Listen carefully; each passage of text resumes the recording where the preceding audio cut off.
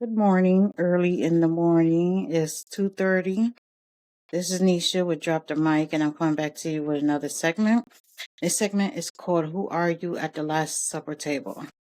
Now, I already had a segment that was talking about the Last Supper in one of the other segments, so I'm just going to finish this one.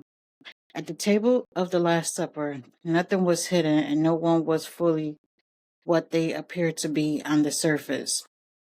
It was a moment where presence did not guarantee purity and proximity did not guarantee loyalty. That same reality is still active in the world today because every generation is still sitting at the same kind of table. Sitting at the same kind of table. Sorry. Not physically, but spiritually, relationally, and morally. The table always reveals more than it hides. One of the deepest truths about the night is this. You don't discover people by where they sit. You discover them by what they carry while sitting there. Wow. Let's say that again. You don't discover people by where they sit. You discover them by what they carry while sitting there.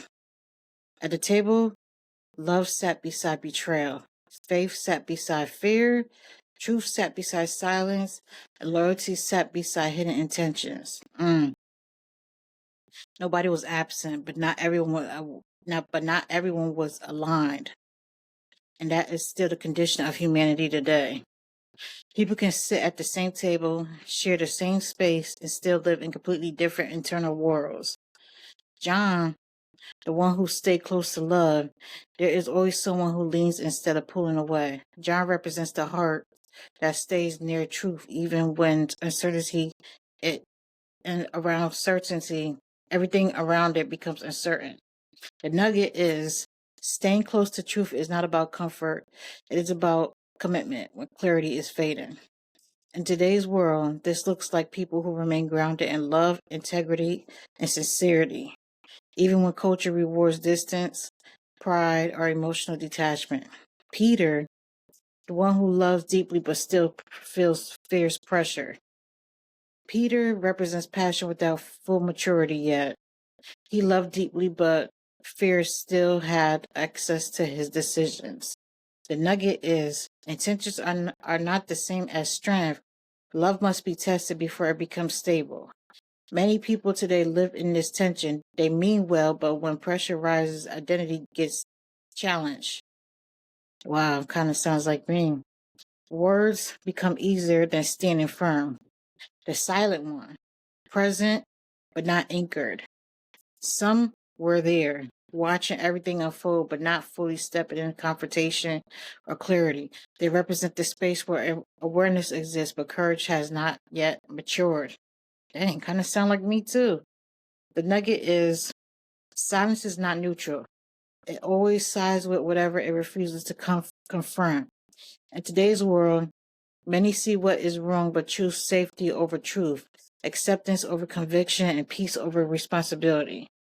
Now, Judas, the one who sat close but was divided within. Judas is the hardest reflection because it speaks to closeness without alignment. He was physically near truth but internally disconnected from it. That's like basically being in church. You know everything about the word, but you don't have no connection to God. The nugget is betrayal is rarely sudden. It is built in the private moments where integrity is slowly replaced by justification. In today's world, betrayal doesn't always look like a dramatic act. Sometimes it looks like silence, disloyalty, hidden agendas, or choosing self-interest over covenant. The deeper reality of the table. The most uncomfortable truth is this. Everyone at the table was part of the story, but not everyone was part of the same alignment. And that is still true today. People can share relationships, but not values. They can share space, but not truth. They can share history, but not loyalty. Nugget of truth for today's world is you can sit at the table and still be distant in heart. You can speak love and still practice self-interest.